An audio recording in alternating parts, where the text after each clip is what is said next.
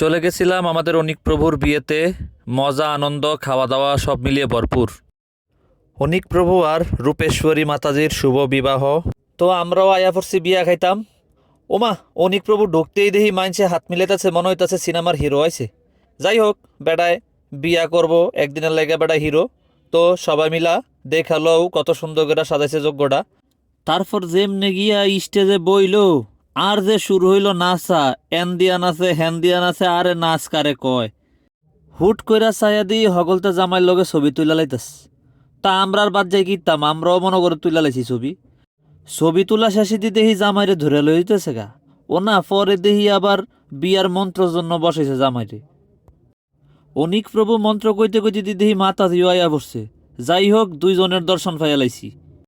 আইয়া অনেক লাফালাফি দৌড়াদৌড়ি দেখা গেছে গা খিদা লাগিয়া। হগলতের খিদা লাগলেও মাতাজির খিদা লাগে না, গান আর নাচ, বাপ রে বাপ। যাজ্ঞা আর কি, তো আমরাও বইয়া ফেললাম। খিদা লাগে না, মাতাজিও বইয়া ফেললো। আবার দেখি জগন্নাথও বিজয় চিহ্ন দেখায়। নিজেরও একটু দেখাই লই, না তাইলে তোমরা বুঝবা কেমন আমিও গেছি এই বিয়াত। যাক, সব শেষ হইল। যাইয়া দেহি দুইজনের হাত বাইন্দা লাইলো। তো আমরাও দিলাম আশীর্বাদ, আয়া ফেললাম বাইত।